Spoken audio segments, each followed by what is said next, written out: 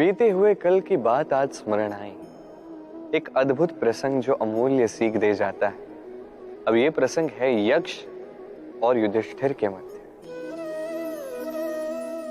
एक बार यक्ष ने युधिष्ठिर से पूछा, उसे कहा कि मेरे कुछ प्रश्नों का उत्तर यदि आप दे सकते हैं तो मैं आपके सभी भ्राताओं को पुनः जीवित कर दूंगा। उसमें से एक बड़ा ही महत्वपूर्ण और कठिन प्रश्न था, संसार में सबसे बड़ा आश्चर्य क्या है? यह प्रश्न मैं आपसे पूछता हूं। अब कोई कहेगा कि स्वर्ण से बनी लंका संसार का सबसे बड़ा आश्चर्य है।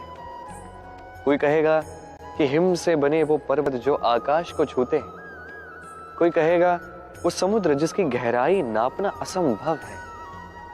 कोई कहेगा वो वायु जो हमें दिखती है नहीं किंतु हमें जीवन प्रदान कर जाती है। संसार का सबसे बड़ा आश्चर्य क्या है? इस प्रश्न का उत्तर युधिष्ठिर ने दिया और श्रेष्ठ उत्तर दिया, उचित उत्तर दिया। उसने कहा कि संसार में प्रतिदिन कोई व्यक्ति जन्म लेता है तो कोई व्यक्ति मृत्यु को प्राप्त हो जाता है।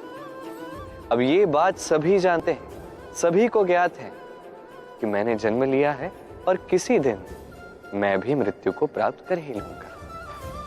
अब जब ये बात हर एक मनुष्य जानता है तो क्यों हर एक मनुष्य इस चिंता में रहता है, इस व्याकुलता में रहता है, इस पीड़ा में रहता है कि वो मृत्यु को प्राप्त नहीं करना चाहता, उसे दूर भागने का प्रयास करता है, कहता है कि मैं मृत्यु को प्राप्त नहीं करना चाहता।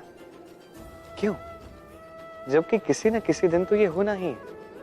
ये ब्रह्म सत्य है। ये व्याकुलता, ये भय, ये पीड़ा, ये चिंता उसके मन को जीने ही नहीं देती, इस जीवन का अनुभव करने ही नहीं देती। तो इस चिंता का, इस व्याकुलता का, इस भय का क्या लाभ?